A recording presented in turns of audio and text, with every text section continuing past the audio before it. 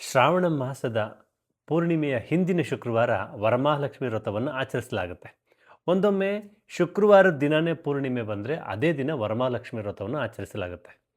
ಈ ಶುಕ್ರವಾರಕ್ಕೆ ಸಂಪತ್ ಶುಕ್ರವಾರ ಅಂತ ಹೆಸರು ಕೂಡ ಇದೆ.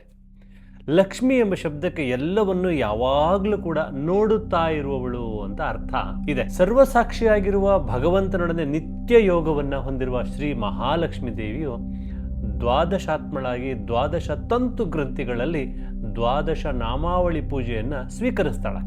ಆ ದಿನ ಅಭ್ಯಂಜನ ಮಾಡಿ ಶುಭ್ರ ವಸ್ತ್ರವನ್ನು ಧರಿಸಿ ಐಹಿನಿಕಗಳನ್ನು ಪೂರೈಸಿ ಸಾರಿಸಿ ರಂಗವಲ್ಲಿ ಇಟ್ಟ ದಿವ್ಯ ಮಂಟಪದಲ್ಲಿ ಪಂಚವರ್ಣಗಳಿಂದ ಕೂಡಿದ ಅಷ್ಟದಳ ಪದ್ಮವನ್ನು ರಚಿಸಿ ಕಲಶವನ್ನು ಇಟ್ಟು ಅದರಲ್ಲಿ ವರಮಹಾಲಕ್ಷ್ಮಿಯನ್ನು ಆಹ್ವಾನಿಸಿ ಪ್ರಾಣ ಪ್ರತಿಷ್ಠೆ ಮಾಡಿ ಶ್ರೀ ಸೂಕ್ತ ವಿಧಾನದಿಂದ ಕಲ್ಪೋಕ್ತ ಷೋಡಶೋಪಚಾರ ಪೂಜೆಯನ್ನು ಸಲ್ಲಿಸಿ ನಾನಾ ವಿಧವಾದ ಭಕ್ಷ್ಯ ಭೋಜ್ಯಗಳನ್ನು ತಾಯಿಗೆ ಅರ್ಪಿಸಿ ಪ್ರಾರ್ಥಿಸಬೇಕು.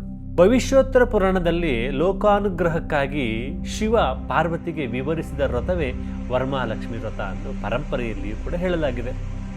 ಸಂಸ್ಕೃತ ವೈದಿಕ ಸಾಹಿತ್ಯದಲ್ಲಿಯೂ ಕೂಡ ಲಕ್ಷ್ಮಿಯನ್ನು ಸೌಂದರ್ಯ, ಸಂಪತ್ತು, ವಿಜಯ, ಯಶಸ್ಸು ಮುಂತಾದ ಸದ್ಗುಣ ಹಾಗೂ ಲೌಕಿಕ ಭಾಗ್ಯಗಳ ಆದಿದೇವತೆ ಅಂತ ಸ್ತುತಿಸಲಾಗಿದೆ. ಪದ್ಮಪುರಾಣದ ಪರಂಪರೆಯಲ್ಲಿಯೂ ಕೂಡ ಲಕ್ಷ್ಮಿಯು ವಿಷ್ಣುವಿನ ಶಕ್ತಿಯಾಗಿ ಶ್ರೀ, ಭೂಮಿ, ಸರಸ್ವತಿ, ಪ್ರೀತಿ, ಕೀರ್ತಿ, ಶಾಂತಿ, ತುಷ್ಟಿ, ಪುಷ್ಟಿ ಮುಂತಾದ ಅಂಶಗಳ ಪ್ರತೀಕವಾಗಿ ವಿವರಿಸಲ್ಪಟ್ಟಿದ್ದಾಳೆ. ಹೀಗೆ ಲಕ್ಷ್ಮಿ ಭಾರತೀಯ ಸಂಸ್ಕೃತಿಯ ಪರಂಪರೆಯಲ್ಲಿ ಪ್ರಧಾನ ದೇವತೆಯಾಗಿ ಎಲ್ಲ ಆಸ್ತಿಕರ ಮನೆ ಮತ್ತು ಮನೆಗಳಲ್ಲಿ ನೆಲೆಸಿದ್ದಾಳೆ. ಅಂತಹ ಲಕ್ಷ್ಮಿಯನ್ನು ಆರಾಧಿಸಿ ಮನೆಯಲ್ಲಿ ಧನ, ಕನಕ, ಐಶ್ವರ್ಯಾದಿಗಳು ಸದಾ ನೆಲೆಸುವಂತೆ ಬೇಡಿಕೊಳ್ಳುವುದೇ ವರಮಹಾಲಕ್ಷ್ಮಿ ವ್ರತದ ಅಂತರಂಗ ಅಂತ ಹೇಳಬಹುದು. ಸರ್ವರಿಗೂ ಶ್ರೀತಾಯಿ ವರಮಹಾಲಕ್ಷ್ಮಿ ಹಬ್ಬದ ಆರ್ಥಿಕ ಶುಭಾಶಯಗಳು.